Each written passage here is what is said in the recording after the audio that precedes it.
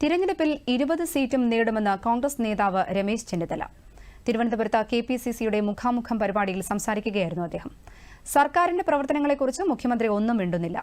ജനങ്ങൾ ഇടതുമുന്നണിക്ക് തിരിച്ചടി നൽകാൻ കാത്തിരിക്കുകയാണ്. കോൺഗ്രസിനെതിരായുള്ള മുഖ്യമന്ത്രിയുടെ വിമർശനങ്ങൾ ദൌർഭാഗ്യകരമാണ്. നരേന്ദ്രമോദി വിമർശിക്കാൻ മുഖ്യമന്ത്രി തയ്യാറാകുന്നില്ല. ബിജെപി കേരളത്തിൽ അക്കൌണ്ട് തുറക്കില്ലെന്നും 3ാം സ്ഥാനത്തേക്ക് പിന്തള്ളപ്പെടുമെന്നും രമേശ് ചെന്നിത്തല പറഞ്ഞു. കഴിഞ്ഞ ലോക്സഭാ തെരഞ്ഞെടുപ്പിൽ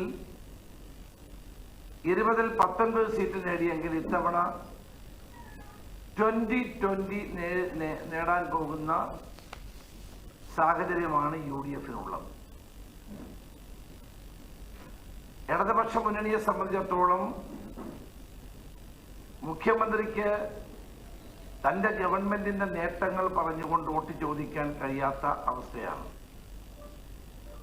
സർക്കാരിനെ പറ്റി അദ്ദേഹം ഒരു അക്ഷരം മിണ്ടുന്നില്ല. സർക്കാരിന്റെ നേട്ടങ്ങളെ പറ്റി മിണ്ടുന്നില്ല. എനിക്ക് തോന്നുന്നത് ഇത് ജനങ്ങളെ ഓർമ്മിപ്പിച്ചാൽ,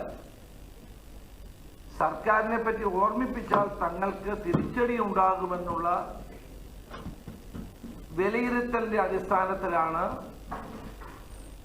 കേരളത്തിന്റെ മുഖ്യമന്ത്രി തന്റെ ഗവൺമെന്റിനെ പറ്റിയോ ഗവൺമെന്റിന്റെ പ്രവർത്തനങ്ങളെ സംബന്ധിച്ചോ ഗവൺമെന്റിന്റെ നേട്ടങ്ങളെ സംബന്ധിച്ചോ ഒന്നും പറയാത്തത്.